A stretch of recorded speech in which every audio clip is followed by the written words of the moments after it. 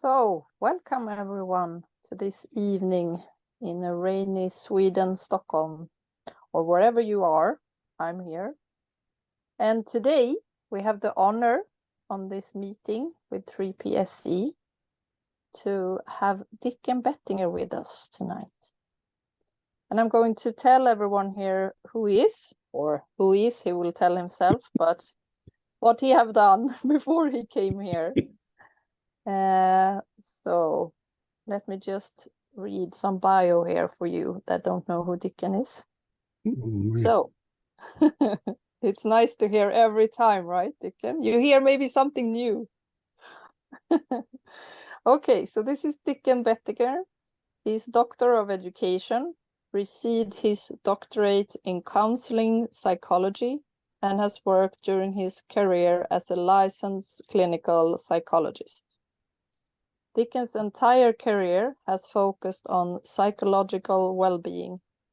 In 1986, he met Sydney Banks, who shared a profound new understanding of the human mind called the Three Principles that unifies our connection to a deeper intelligence called wisdom and our psychological nature.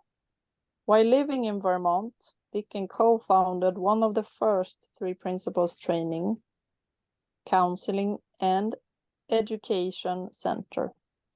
Later, Dicken served as a senior staff at Pransky and Associates in LaConner, Washington for 16 years, where he developed and led corporate and university leadership trainings, team development, and cultural transformations.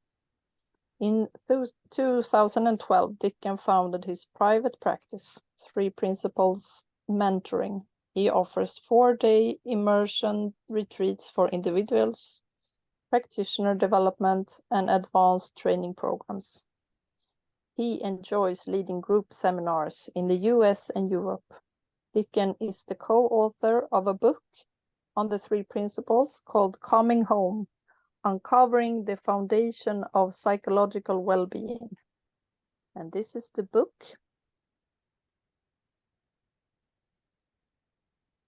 Really recommend it to everyone that hasn't read it. Dicken has been happily married since 1969. He has 2 adult children and 4 adored grandchildren. He enjoys people at all ages, taking photographs, hiking, canoeing, and exploring art, cultures, and new places in his travels. And for me, he's love personified. So I'm really honored to present you today, Dicken, and the scene is yours, and welcome. Thank you. Thanks, Hannah. My dear friend Hannah, we've had many talks about the principles, about life, about living more fully, more gracefully. We've worked together translating Sydney Banks into Swedish.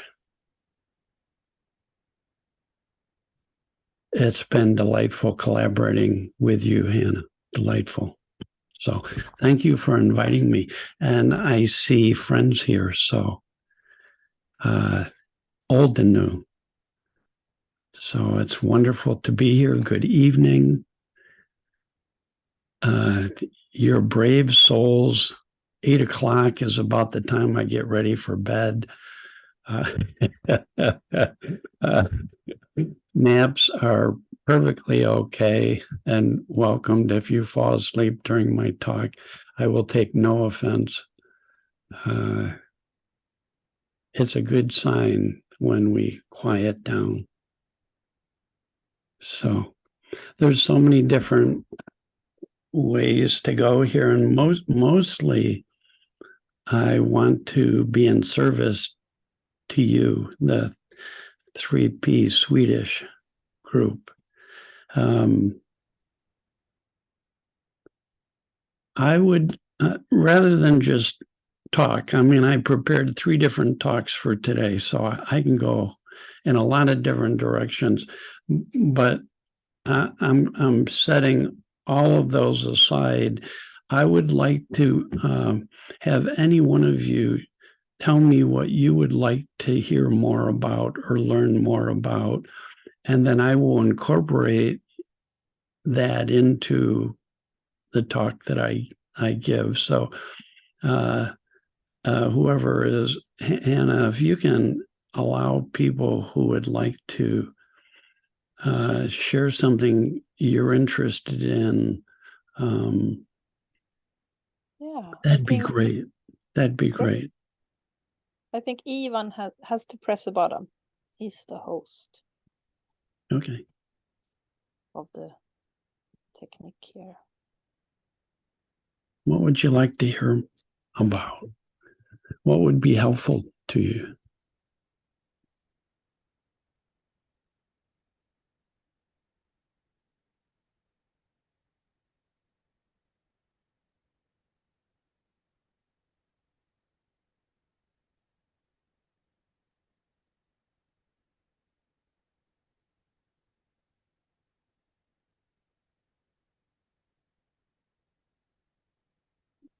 So we have one in the chat. Should I read it or?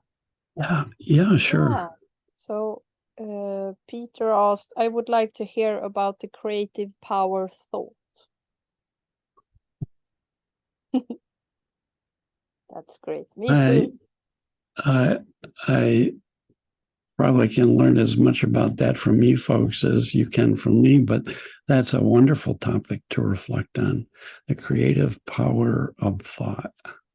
Yeah, and then we have Sonny that wants to say something. So can you unmute yourself, Sonny? Or yeah, great. Hi, Dicken. Hi, good to see you. Yeah, good to see you too. Yeah, it's been a few years, huh? Yeah, Norway it was. That's right. That's right. Yeah, I remember well. I even remember where you sat. What comes to my mind is, can you go deeper with the following words from Sydney Banks? There is nothing outside that can help you. There is nothing outside that can hurt you, because there is no outside.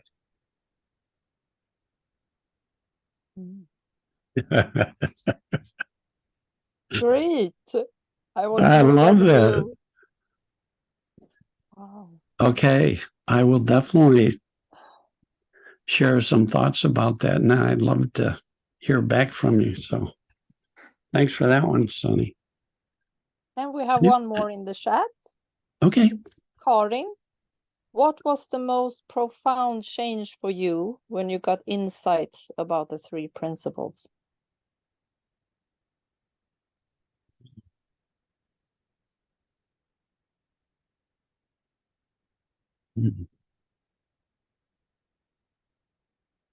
Wow. Are you ready for more? Last call. Is there anyone else that has something? Yes. Sia wants to say something. Hello and welcome to Sweden, even if it's online. How are you? It's great to be back here. Yes. Well, we met last time in London when you were with Michael. So, yeah, it's been a few years.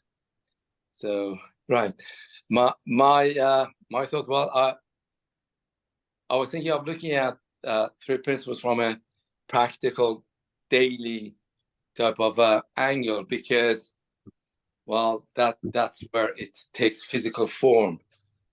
And we cannot separate our physical being from the spiritual. So my question, I think, is that if you were addressing a group of Palestinian and Israeli people in the middle of everything craziness that's going on, what message would you be giving them in order to empower them in finding that inner peace and happiness that we all say life is about, and through principles. Thank you. I actually had hoped that might come up. I mean, talk about relevant and practical. Yeah. You know what I had written down? If you were in Israel or Gaza as a citizen right now, how do you think you would respond? It's something I'm intrigued by. It's before I came across the principles, I used to ask myself, how would I do if I was in a horrific situation? And for me, the most horrific situation I knew when I was growing up was the concentration camps. So I would read about people who survived the concentration camps because I was intrigued by, is it possible for people in those situations to find well-being and to be guided by a deeper knowing that would lead people toward being of service to other people, being compassionate. So it's one of the first major questions I had in psychology was, can I find something that will help people have confidence that they can deal with difficult circumstances and crises? So, see ya. Wow. Thank you, my friend. That is quite the question.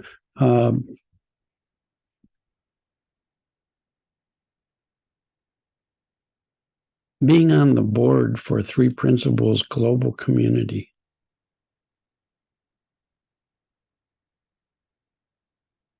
We have been asked a number of times to talk to people in war-torn situations. We did a week-long, 2-hour-a-day seminar for people in the Ukraine and surrounding countries. We had 400 people there. We recently were asked by the 3P Israel group to do a talk to the people in Israel. I don't know of anything more practical to help people than a deeper understanding of the principles. I shared my experience as a citizen, as a tourist, being on vacation and being caught in a war zone where every day I thought I was going to die. I mean, bombs and machine guns in my chest and shooting going on right outside my room, tanks, soldiers everywhere. Never been so frightened in my life. And yet, in the midst of that circumstance, I had an insight that took away my fear and oriented me 100% toward being loving. This was just before meeting Sydney Banks. And so when I met Sydney Banks, I heard him sharing a message that helped me understand what happened to me when I was in that war zone in Peru. It helped me understand the power of insight into something so deep, so profound.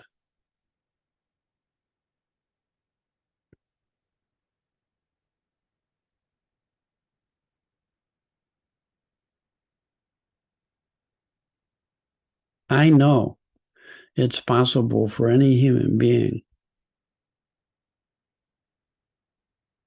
to go beyond our fearful thinking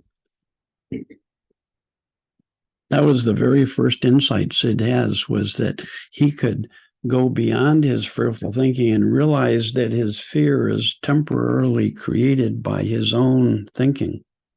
And that when he let go of that thinking, those thoughts would go away at some point and his fear would go away because it's temporary. It's a temporary thought created experience.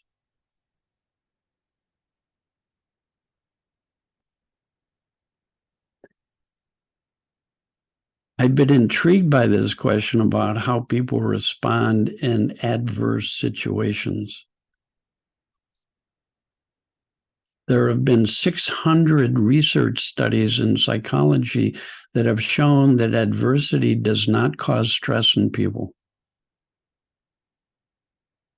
Can I say that again? Being in adverse situations does not cause stress in people, because often people in traumatic, difficult, dangerous situations become profoundly present. And that's one of the things Sid Banks talked to us all the time about. When we let go of all of our thinking, we become profoundly present. And fear doesn't exist when we are profoundly present. What does exist when people become profoundly present in dangerous or difficult circumstance? Calm.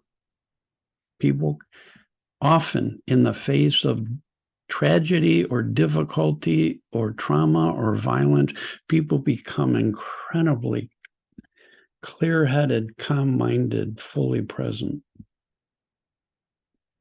Not only that, I mean, I think anything people feel in response to a situation is normal. So you might, if I were in when I was in the situation where I thought I was going to die and never see my wife and kids again, I was scared beyond belief, beyond anything I had experienced before. I woke up in bed at night in a fetal position crying. I woke up crying. I was so frightened. So there are no wrong feelings to have. We might have any kind of feeling, but it is interesting that in any situation, if you look at how people respond, if there are enough people in that situation, some will be terrified, some will be angry, some will be hurt, some will be confused, some will be clear, and some will be calm. And here's the other thing. Some will be enormously courageous, and some will be enormously compassionate, because it depends on where our thinking goes. It does not depend upon circumstance.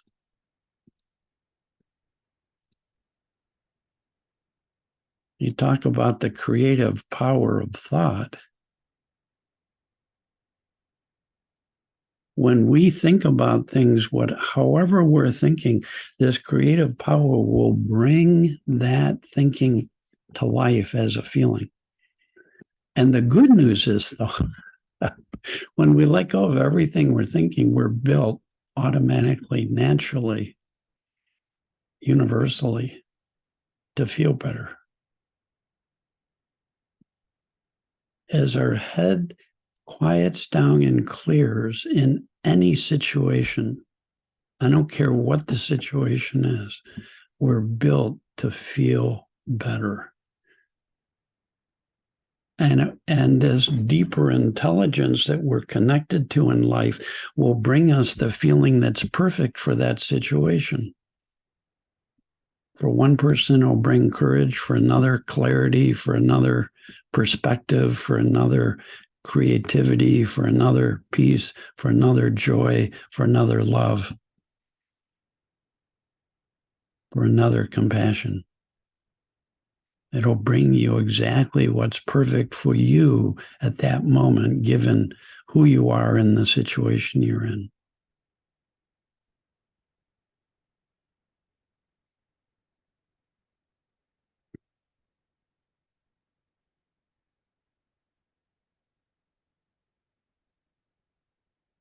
Fear is a thought-created illusion based on the thinking we do. Then, when you understand that your tension, stress, upset, all of that is what I call fear. Our body contracts and gets tight. That's a gift. Thank God it does that. You know what it's telling us? That we're caught up in and holding on to and believing the negative thoughts we're having in our head at that moment.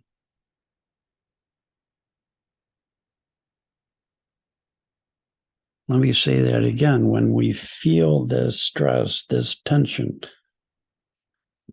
it's an indication that we're caught up in and thinking about and holding on to and believing the negative thoughts that have appeared in our head. And it's a good thing. Thank God we feel stress and upset. It's a friendly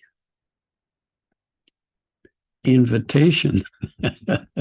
It's a friendly invitation to go beyond your thinking, to come back to the present moment, to let go of everything you're thinking, to stop paying attention to anything you're thinking. One time, Sid Banks saw me sitting quietly one time, and I was all caught up in all kinds of insecure thoughts. And he could tell as soon as he walked in the room and looked at me, he could tell I was caught up in my own personal thinking. He could tell we can't hide our insecurity. It shows up in our eyes, in our face, in our posture, in our tone of voice. And he immediately saw the innocence of it. He saw how I was innocently caught up in my own thinking and believing it. So he walks over and sits down quietly next to me, and he doesn't say anything. He's just this loving presence.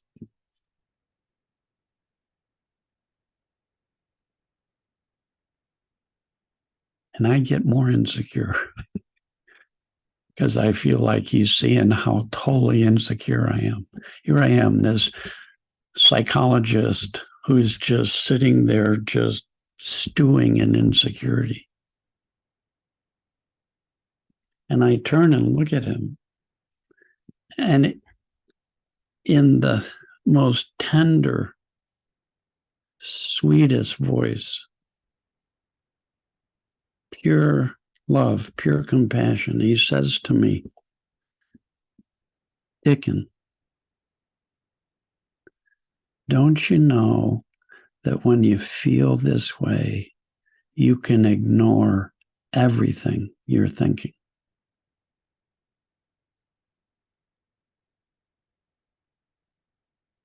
He didn't say stop it.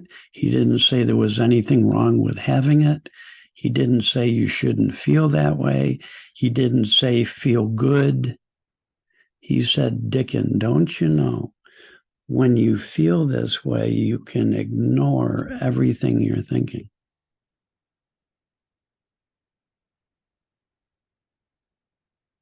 What I learned from Sid Banks, I mean, that was powerful. I got really affected. I didn't even know you could completely ignore everything you were thinking at any moment. How can you tell by the feeling? Thank God we feel tension, stress, and upset. If you pay attention to that thinking and believe it, you will suffer psychologically. As a matter of fact, Sid says that's the only source of psychological suffering in a human being. A thought comes into our head, we give it our attention, we hold it in mind, we think it's true.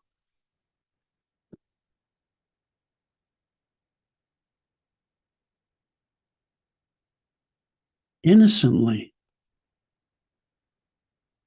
But the good news is we're free thinkers. We're free to either keep thinking and holding on to that thought or to come back to the present moment. And this is a radical part of Sid's teaching. We're a thought away, one thought away from being free of our suffering, to let go of everything and come back to the present moment. You can't be fully present and thinking at the same time. My wife taught me that. Because she'd be talking to me and I'd be thinking about all kinds of stuff. And she'd say, "You're not listening." And I'd say, "Oh, yes, I am. I heard what you said." Right? But she knew that I wasn't present to her. I was thinking. That was one of the first insights I had when I started learning the principles. I went and sat with my clients, and they're talking to me, and I'm thinking about what they're saying and about what I'm going to say. And I was shocked. I wasn't present and I wasn't listening. I was thinking. It really woke me up. I thought I was a good listener, and I realized I'm a horrible listener. You can't think and listen at the same time.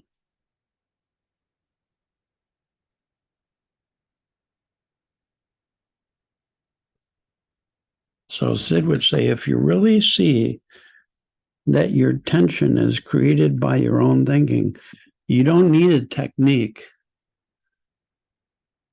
to realize holding creates pain, letting go releases the pain. You put your hand on a hot stove, you don't need a technique to take your hand off if you know where the pain comes from. You go, you take your hand off. Sid says, if you really see that it's thought creating this in you, you'll let go of everything you're thinking automatically. Not a technique. Not trying to drop thought, not trying to do anything. It's just a natural human response. If I put something too hot in your hand, you wouldn't say, "Now, what technique do you advise for me to open my hand?" You just let go of it.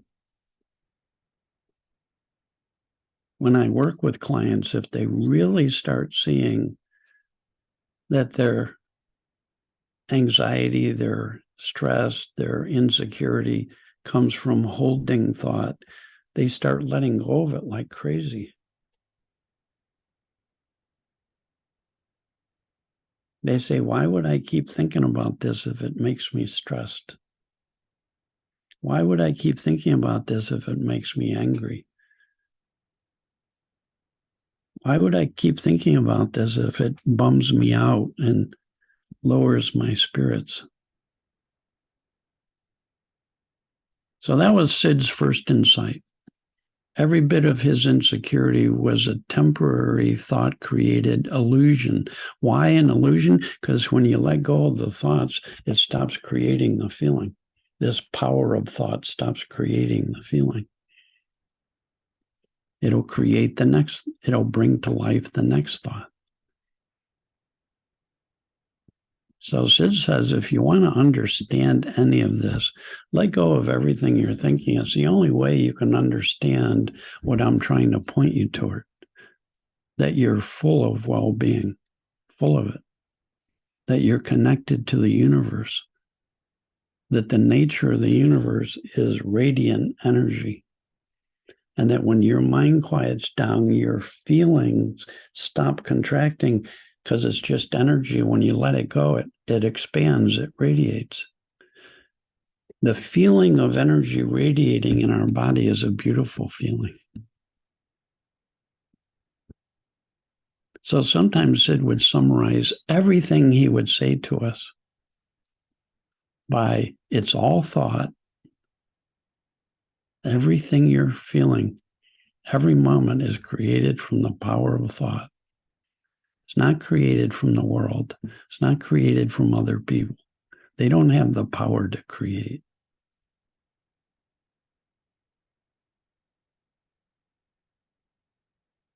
It's all thought. It's all the power of thought creating. And then he would say, the other part of it, because he had this enlightenment experience where he went beyond thought and discovered that his true nature was pure love, pure well-being. And I've seen people from all over the world, when their heads quiet down, they start feeling more present, more connected, more alive, more caring, more loving, automatically.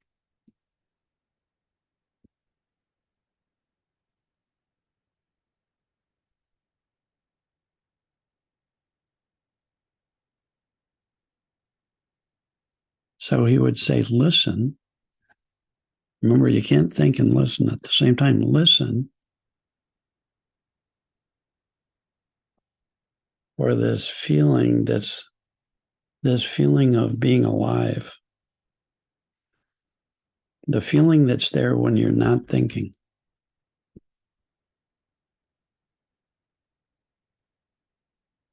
I've asked clients in the middle of psychotic episodes, are you alive? And they stop. You can't think your way to that answer.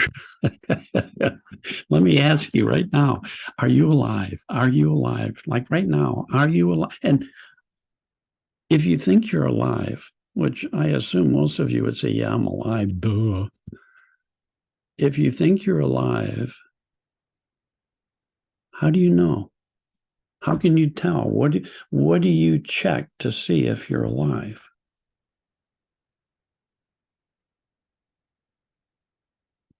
What is the experience of being alive? What is the feeling of being alive?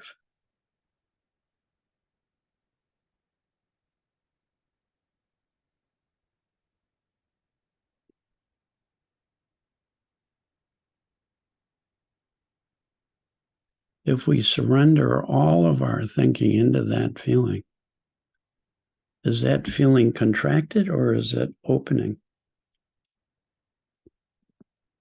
Is it unpleasant or is it pleasant? You know what Sid would say? If you're not in your conceptual mind, if you're not thinking, you're not labeling. So you don't, he says, there's no word in any language for that feeling I'm trying to point you toward, other than it's a nice feeling. It's pure energy, not held. Pure energy when your mind is quiet, open, relaxed. Energy by nature will expand. Our true feeling is expansive energy, which is love.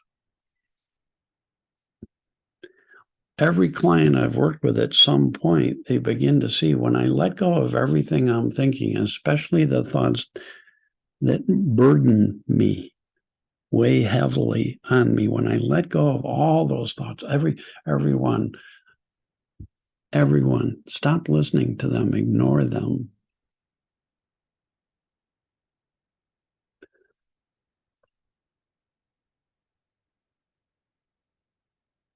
Freedom from the limitation of conceptual thoughts.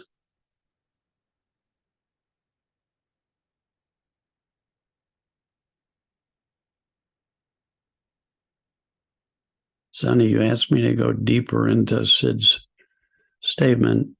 Nothing on the outside can help you. Nothing on the outside can hurt you because there is no outside.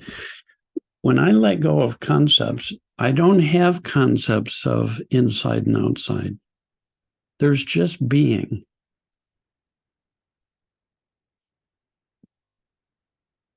It's a beautiful place to go beyond concepts of I should feel this, I shouldn't feel that, this is good, this is bad, this is peace, this is joy, this is love. Those are just concepts.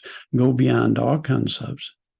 That's one of Sid's primary teaching. If you want to discover your true nature, if you want to discover a love that's unconditional, that's beyond labels. That's the source feeling of being. If you want to discover your true self, your true feeling, your true nature, go beyond all thoughts, all concepts, everyone, just for a moment. He'd beg us, just for a moment. If you could, I had 4 seconds beyond concepts, and it freed me. It changed my whole life. 4 seconds. Don't get greedy. Just for a second, can you let go of your precious thought system? Just for a second, can you go beyond what you think and believe into the unknown, into the quiet before creation, into pure silence that's always there within you before the noise of your personal thinking.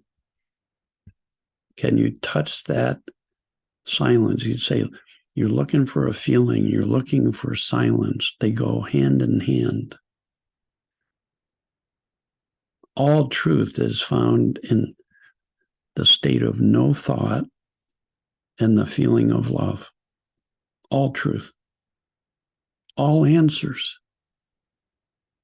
If you're having trouble in your life, you can think and think and think about how to deal with that problem and that situation, or you can drop out of all of that thinking into the now, into deep feeling, beyond labels, beyond judgments, beyond shoulds, and touch that infinitely creative space, creative power of thought, the source of new and fresh.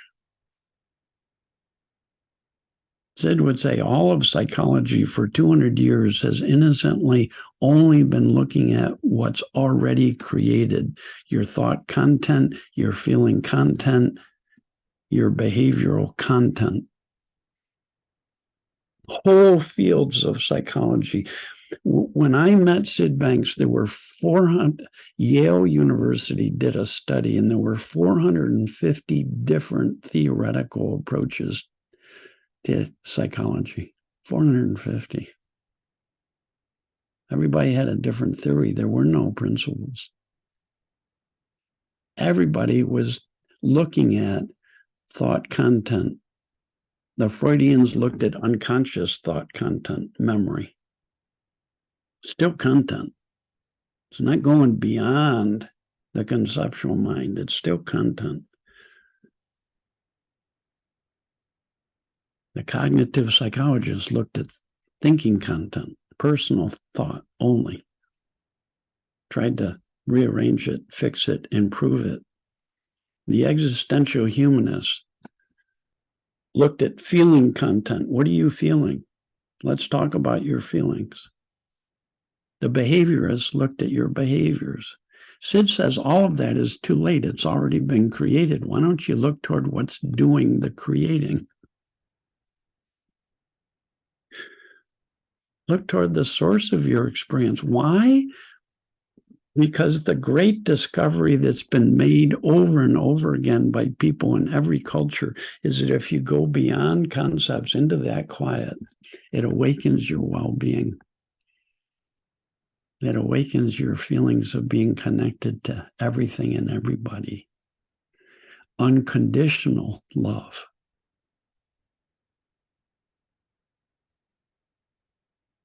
It awakens your well-being. And Sid says, if you find quiet, this is the simplicity of his teaching. Look within, there's a quiet, there's a feeling, and in that feeling, it's full of intelligence, full of knowledge, full of wisdom. And it's a formless intelligence that will guide you through the most difficult things in life. And that's what happened to me in the war zone in Peru. I fell out of my personal thinking. Some people would say you go from your head to your heart, the heart of the universe, the heart of the principles. Why is that? Because it awakens this feeling of expansion, radiance, aliveness, light, dark, light, fear, love. It awakens our true nature, which is radiant being, creative potential and possibility, infinite levels of consciousness.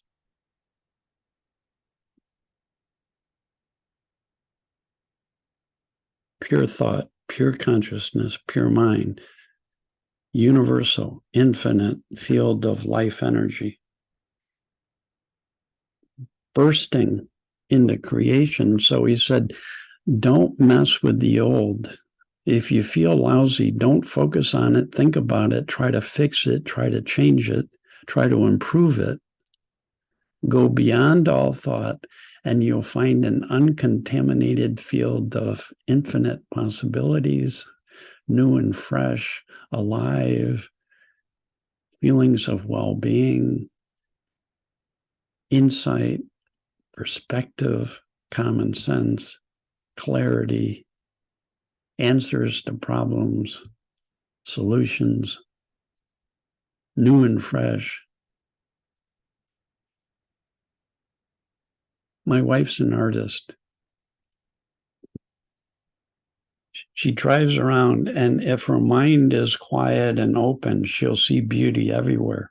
So if she sees beauty, she stops, she takes pictures of whatever she's seeing, comes home, puts them up around her easel, and she doesn't then paint the picture. You know what she does? Because I've asked her many, many times about her process. She will wait until she drops into that quiet space of beauty, until she's feeling that feeling of aliveness and being, which allows us to experience beauty.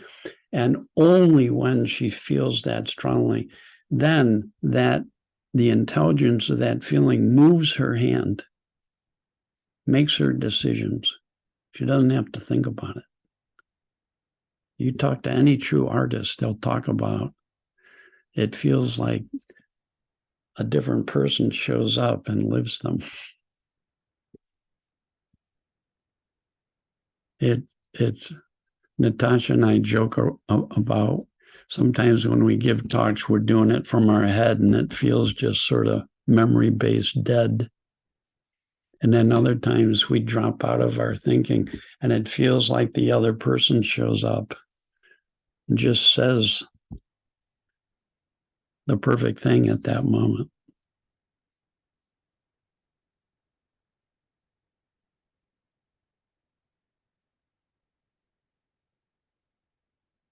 So Sid Banks had two profound realizations, and those are the only two things I keep seeing deeper and deeper. It's all thought. And when I go beyond thought content, there's another dimension of thought that's you'll never come to the end of learning about. It's creative source. It's infinite possibility. It's new and fresh. It's alive with the most beautiful energy that creates the most beautiful things. No one can say I couldn't possibly be any more loving, any more creative. No one. Sid would say there's infinite levels of consciousness. There's no end to the infinite depth of the being that human beings are. We're human beings.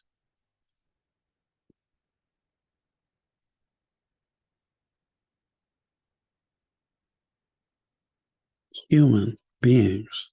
So Sid would say,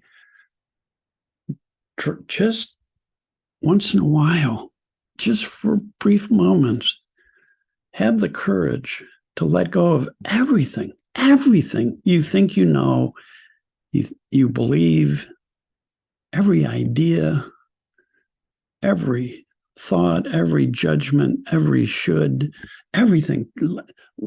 Just for a moment, surrender completely to this moment as it is.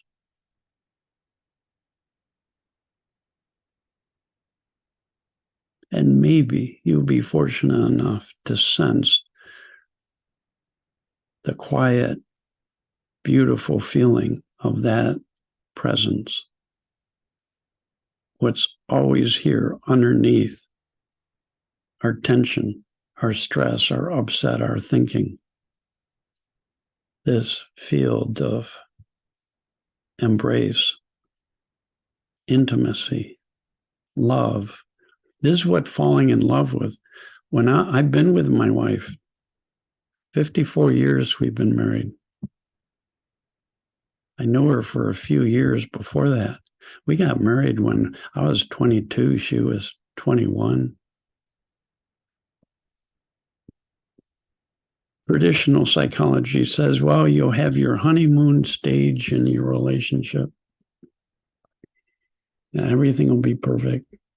And then you'll have a rocky stage, and then you'll have this conflict stage, and then you'll have this trying to find resolution stage, and maybe if you're lucky, you'll get to a place of unconditional acceptance. Those aren't stages, those are states of mind. If I don't feel close to my wife, I know I'm caught up in my conceptual mind. Because every time I fall out of that, I either feel love for her or compassion for her suffering.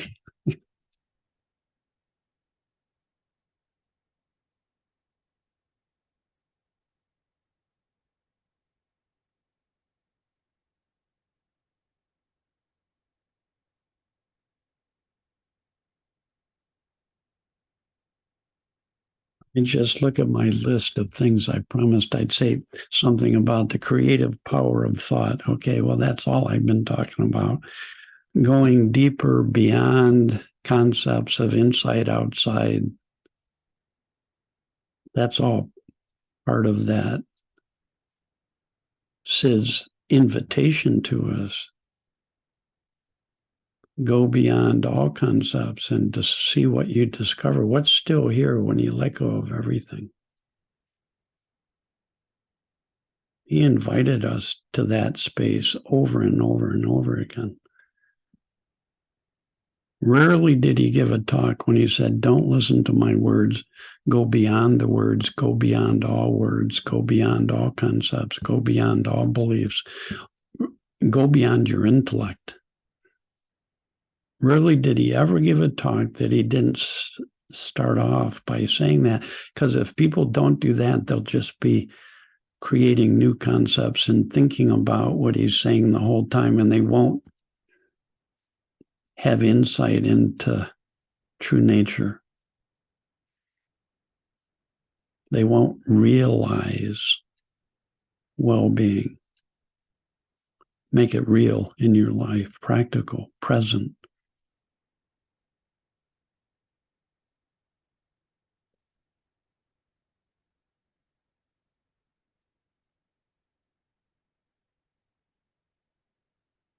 Someone asked if I would talk about insights I've had that were profound. The biggest insight for sure is that I'm not who I thought I was.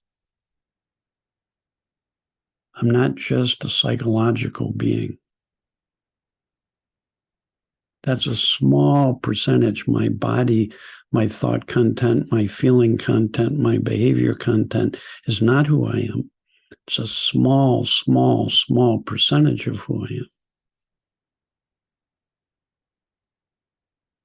Do you know the physicists today are making radical, mystical statements? A group of prominent scientists in the United States, scientists from all over the world, came out with a research study that they had been doing for years at the North American Space Agency. And they said, if you take everything in the universe, you can see with telescopes or microscopes, from the biggest forms to the subatomic temporary condensations of energy. And you measure the energy of everything that has form in our universe, not in the multiverses, in our universe. The energy of everything put together that has form only accounts for 4% of the energy of our universe. 96% of the energy of our universe is formless, creative source energy. It's what physicists call the quantum field. Sid just realized, and it was a profound insight for me, I am not who I think I am. I am connected to the quantum field of the universe. And that quantum field is full of three things, the three principles, full of creative intelligence that knows how to create everything in existence. Pure mind. Creative intelligence that knows how to create every moment of our life existence, knows how to create our bodies. It's what knows how to create and operate our hearts, what's beating our hearts, what's living us, the power of life, of the energy that's living us.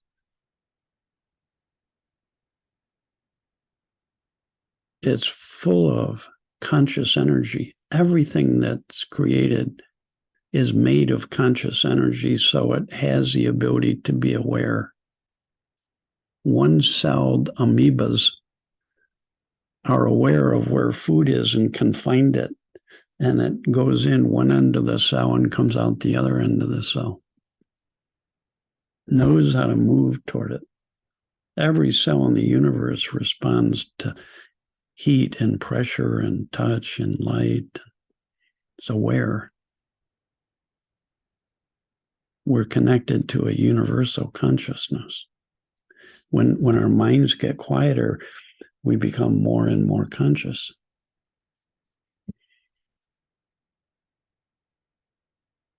And the third thing, that's pure consciousness. Awareness free of the contamination and limitations of our conceptual mind. Pure consciousness. We're connected to that. It's our nature. Pure thought is creative potential and possibility. So that when people get quiet, they get new ideas, new thoughts that don't come from memory, that don't come from what you already know, that don't come from storage. New and fresh creations. This is why we can be in situations and our ego can say, this is impossible. I can't do this. But beyond your ego, there's this realm of infinite possibilities. All the engineers in the companies that I worked with loved thinking that their mind was a realm of infinite potential and possibility, because they use those terms all the time when they talk about energy.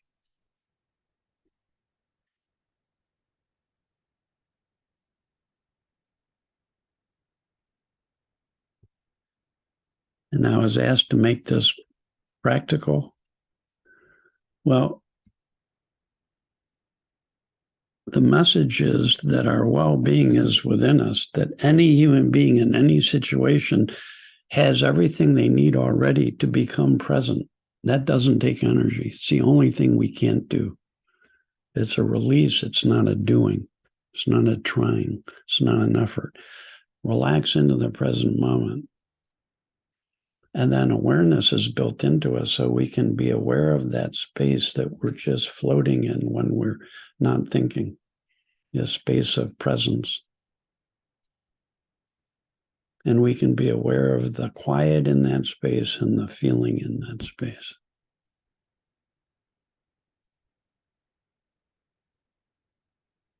We can go deeper and deeper into that quiet and into that feeling of being. That's where we find what we're looking for.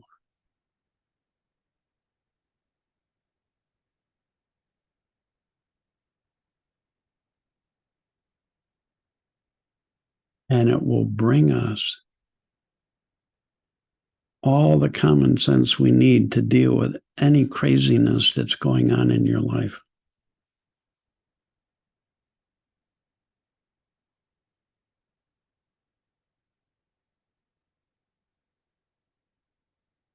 So I want everybody in the world to know we live in a thought-created world, and our feelings are all friendly and helpful.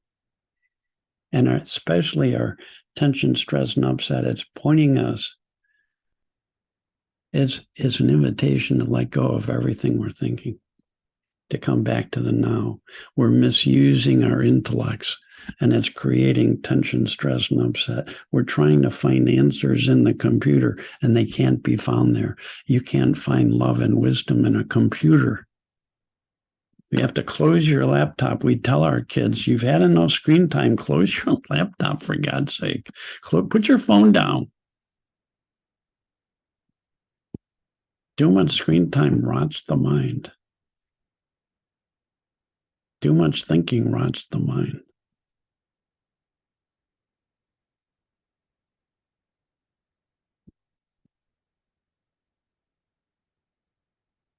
Very practical. You come back to the now. There's a quiet. There's a feeling. There's a knowing that'll guide you without having to think about it. It's so ordinary, we don't even see it. Every time you drive a car, your hands keep moving on the steering wheel, and you're not thinking about how far to turn it. You're not using your intellect. You're just being guided by this deeper intelligence that knows how to help you avoid getting into a horrible accident. You stand up and walk across a room. I'm amazed. I love hiking, and I go for hikes on really rocky trails with lots of tree roots, and without thinking about it, my feet keep moving and changing. That's this deeper intelligence guiding us. And that same intelligence is there if you're in a horrible family situation and you become present and drop out of thought. You don't become stupid. You become more present, more alive, more responsive, more creatively responsive, wiser, more loving. You start thinking about it, your IQ will go down very quickly. Trust me, I've found that out through lots of experimentations.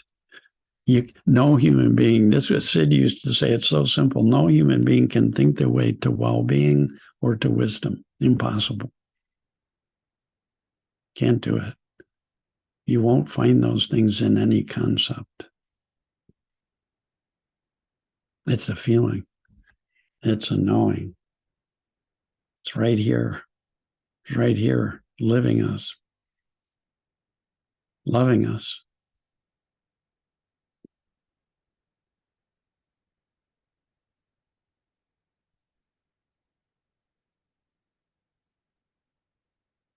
So it's all thought. We can be aware of the fact of thought. Beyond our thinking, there's a world of intelligence and knowing and wisdom and love, and we can be aware of that. Thought, consciousness, mind. It's built into us. It's built into everybody. It's what's living us. It's what we're part of. It's the universal life energy working through us. And when we get out of the way, it works perfectly. When we override that and try and control and fix and change, oh boy, it's so hard. So complicated, so difficult. But it doesn't have to be.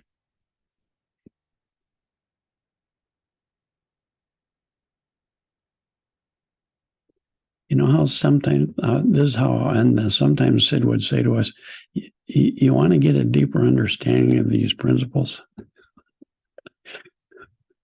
Just forget about them. Go and enjoy yourself.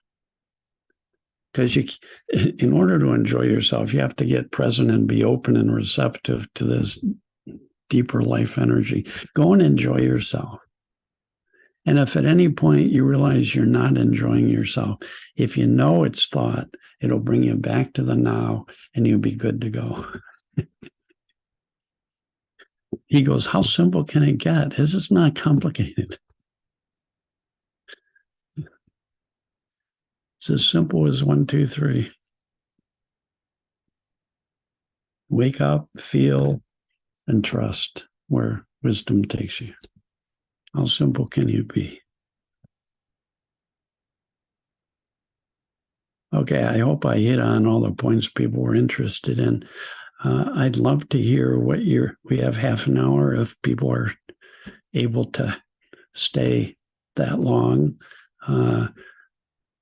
If you're ready for bed, that's fine. You can drop off anytime now. So, if anybody has something they'd like to share, what did you hear anything today that came alive for you or that resonated?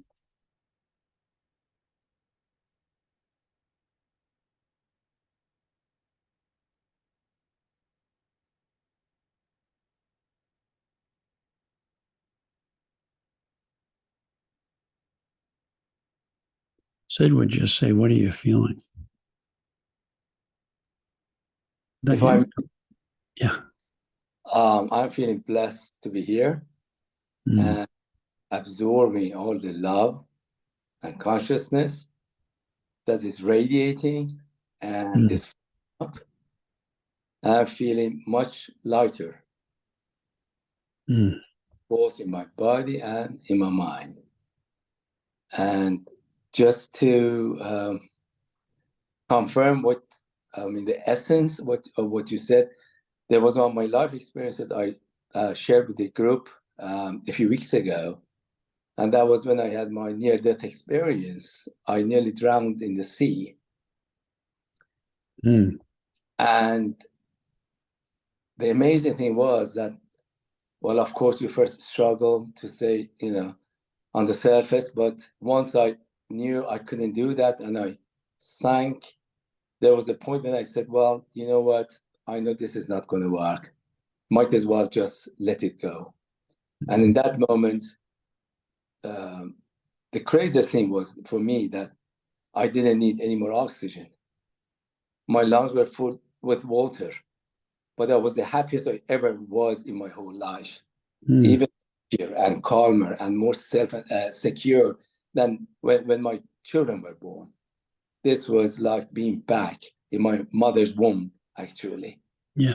The eternal peace, calmness, security, and love. Nothing compared to that. So, but part of what I want to say is that, well, for me, that's not something that we just see in our day-to-day life. But to me, it is the truth, because I've seen the other side of it as well.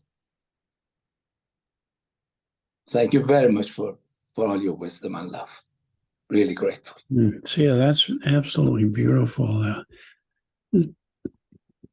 We can have all kinds of experiences of going beyond holding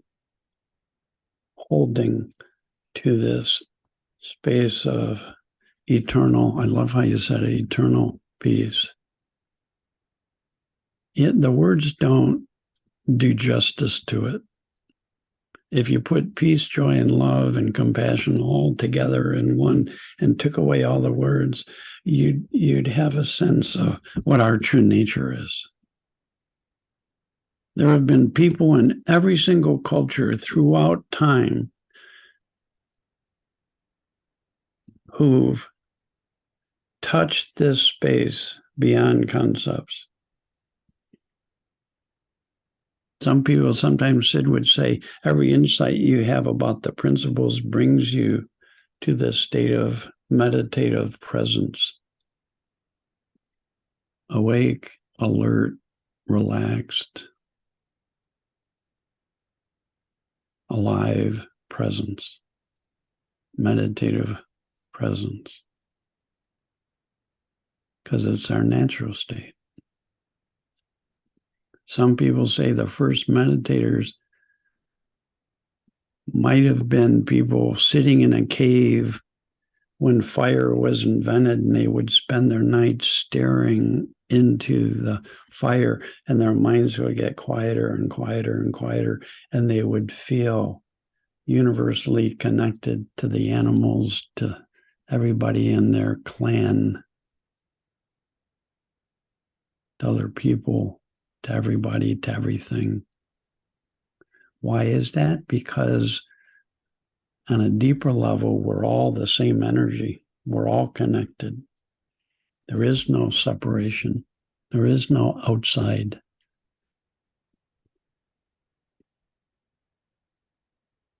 It's our nature. Ricard?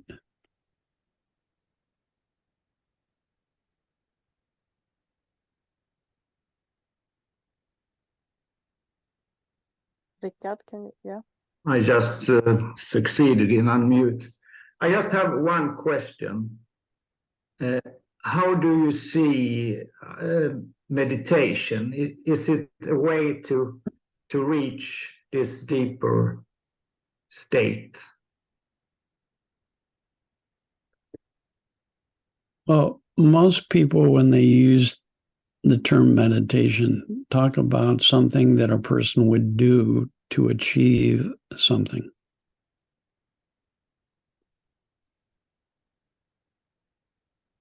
There's another way of understanding meditation is we're born meditators. It's our natural state.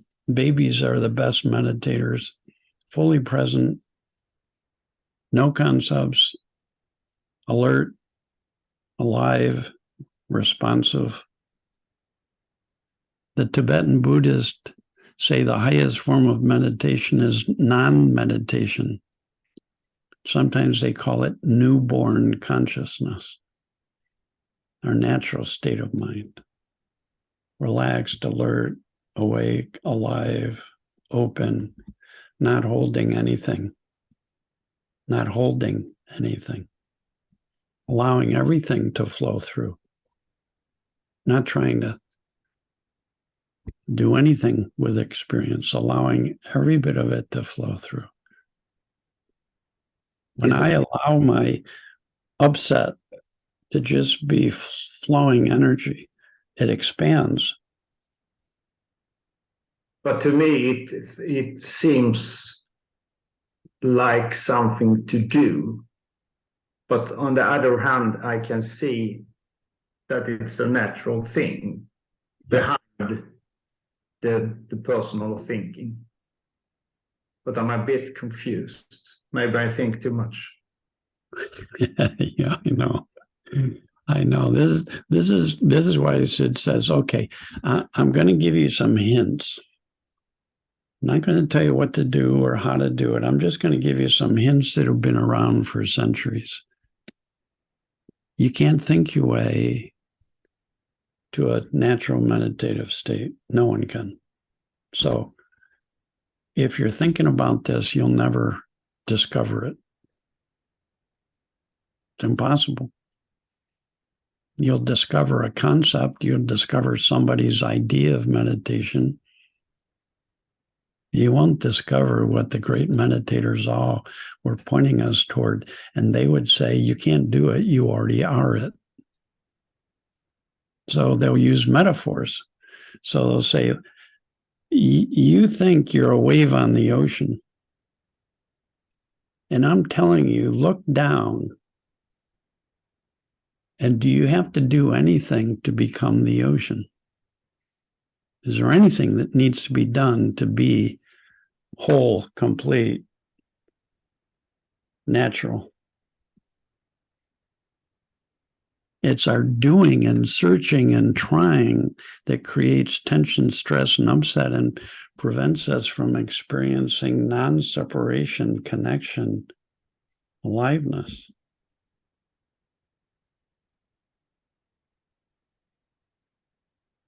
If I followed you around I could point out to you times all during the day when you would drop into your natural meditative state without any technique. And the more you understood through insight that that was your natural state, the more you'd be relaxing into it without using or looking for a technique. If your hand is on a hot stove, you don't say, Dicken, what techniques do I need to do this? And I would say nothing. Nothing. I was meditating 4 hours a day using techniques based on somebody else's advice. And then I discovered it's already my natural state. I can't do it. And when I stop all doing, it's there. It's there for anybody. It's a different way of understanding meditation is what we are when we're not trying and efforting and doing. We already are whole. We already are complete. We already are loving and wise.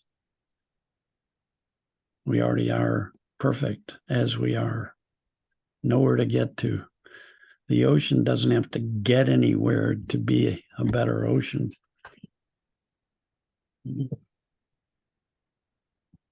Thank you very much. An honor speaking to you. You're welcome. You're welcome. It certainly was shocking for me after meditating for 20 years and doing 4 hours of meditation a day to realize that when I let go of all that trying and doing, I don't lose anything. I just wake up to my natural meditative state. And it doesn't require a cushion or a certain time.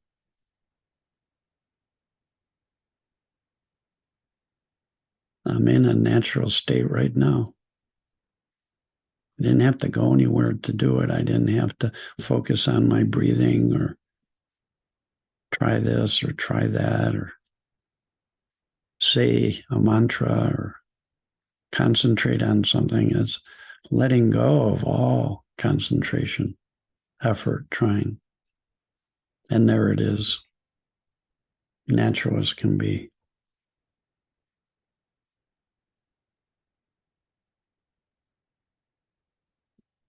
Anybody else hearing anything that, or feeling anything? Because it's in the feeling. You don't have to understand anything I've said intellectually. If you begin to discover the beauty that lies within you when you go beyond your thinking into the now, into this quiet, feeling, knowing space, you won't be able to explain it to anyone, but you'll know what it is. You'll get more and more familiar with it.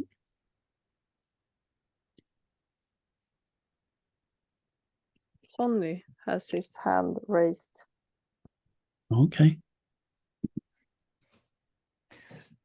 That was not an answer for your question, but another question or two. If it's okay. Yeah, sure. How is the lovely couple Pransky nowadays? And the second question is, are there more doctors having a shift in this understanding the last years?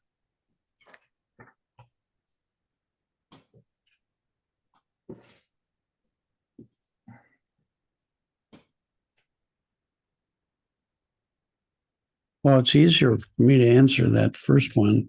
I'm sort of, there are centers in practically every country in the world, and I don't know who's hearing and getting affected and how many doctors or people with their doctorate, or to me, it's how many people are hearing this, because any person, no matter what their degree, as they drop into this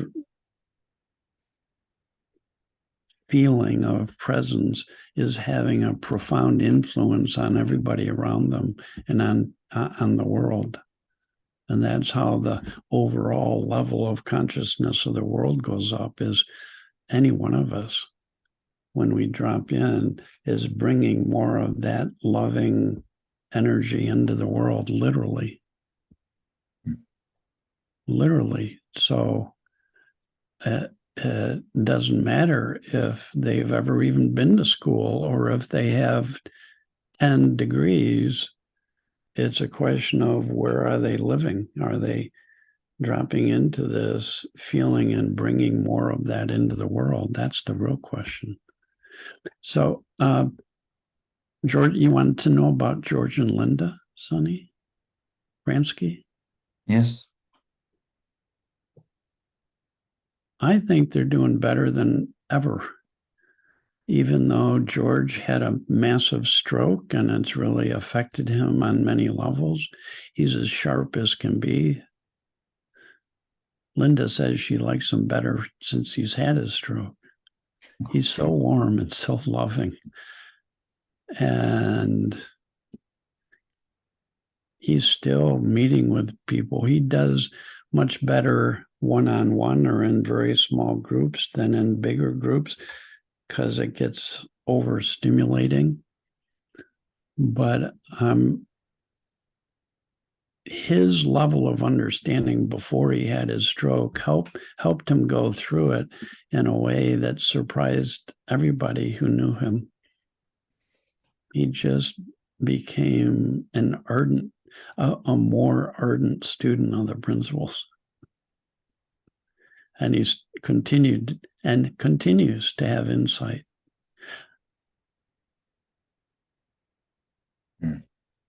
So lovely.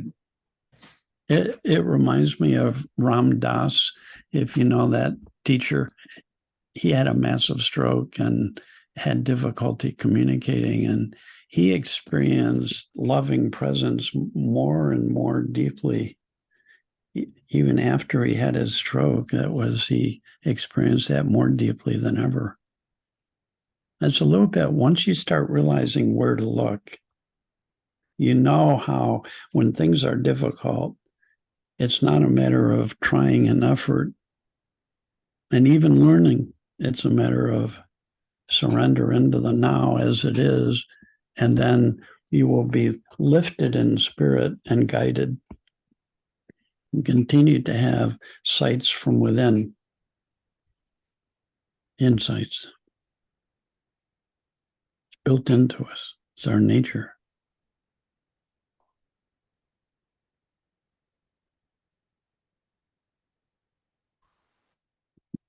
I sometimes think learning the principles is the best preparation you can have for getting older.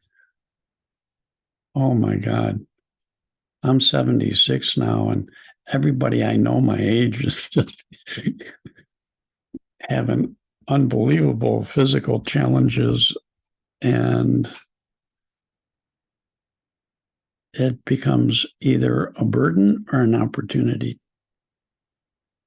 Adversity for any human being always becomes a burden when we do more and more thinking and get caught up in more and more of our upset thinking, discouragement, or adversity. As soon as we feel this, it becomes an invitation to fall open to a deeper love and intelligence. Then it becomes opportunity. Then adversity can continue to be opportunity for you to deepen your grounding in love and wisdom. That I know.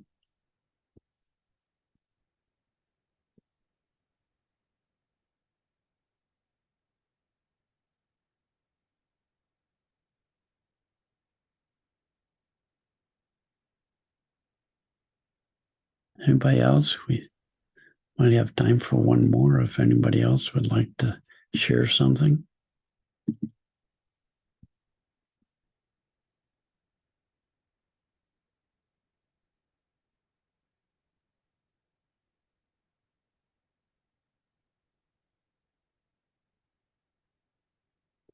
Okay, well, thank you all for inviting me to your late night party.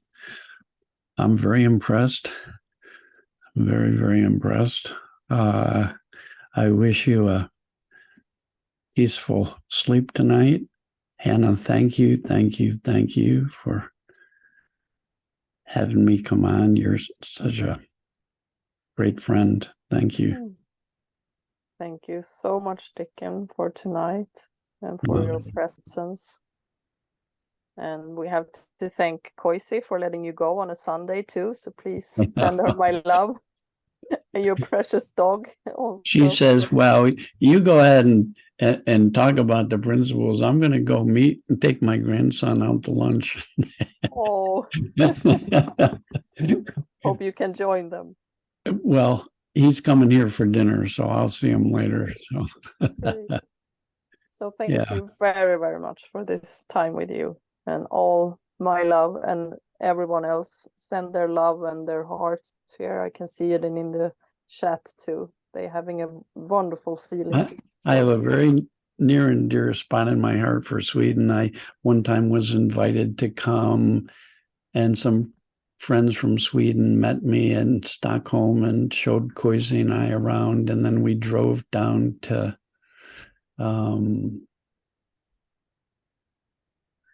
Skillings. What's at the end of Lake Vättern?